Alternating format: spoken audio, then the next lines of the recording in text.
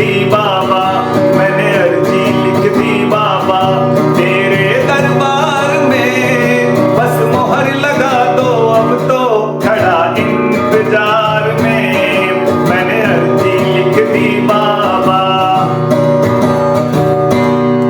इस अर्जी में लिखा है तू ध्यान से पढ़ ले, तू ध्यान से पढ़ ले, कुछ छूट न जाए बाबा, मेरा मान तू रख ले, मेरा मान तू रख ले।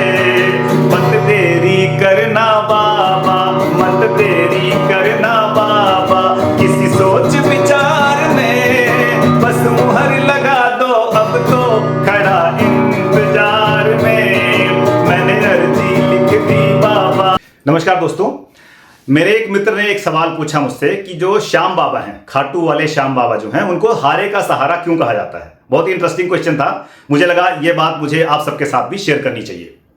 महाभारत के दौरान जब श्री कृष्ण भगवान ने बर्बरीक से उससे कई सारी चीजें दान में मांग ली थी, और महाभारत के युद्ध का रुख मोड़ने के लिए भगवान ने उनसे कुछ वरदान मांग लिए थे। उस वरदान में उनके जो 3 बाण थे, शक्तिशाली बाण थे, वो मांग लिए थे। उनका जितना भी शस्त्र ज्ञान था वो उनसे मांग लिया था। साथ साथ में उन्होंने एक ऐसी परिस्थिति भी आई थी कि उनका सर भी दान में मांग लिया था, और बगैर किसी हिचकिचाहट ने बर्बरीक ने अपना सर भी भगवान श्री कृष्ण को दान में दे दिया था। भगवान इतने प्रसन्न हुए कि बर्बरीक को कुछ आशीर्वाद दिए थे।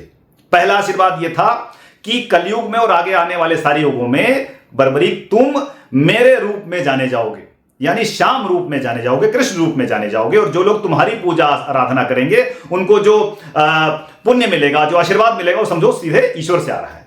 इसी दौरान जब उन्होंने बर्बरीक ने अपना सर भगवान को दान दे दिया था, इसी वजह से उनको शीश के दानी भी कहा जाता है, तो एक और आशीर्वाद भगवान श्री कृष्ण जी ने दिया था।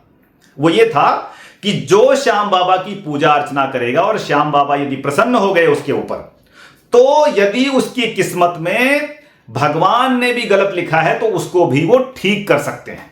यदि कोई मनुष्य उनकी पूजा आराधना करता है और वो प्रसन्न हो गए, तो ऊपर के दिए हुए बुरे आशीर्वाद को भी वो खारिज करके नया आशीर्वाद, अच्छा बनने का, बढ़िया जीवन व्यतीत करने का आशीर्वाद भी वो मनुष्य को दे सकते हैं। इसीलिए उनको आज के समाज में, आज के जीवन में हारे का सहारा भी कहा जाता है। एक बार चलिए सब साथ में विनम्र निवेदन करेंगे, हारे के सहारे की जय हो।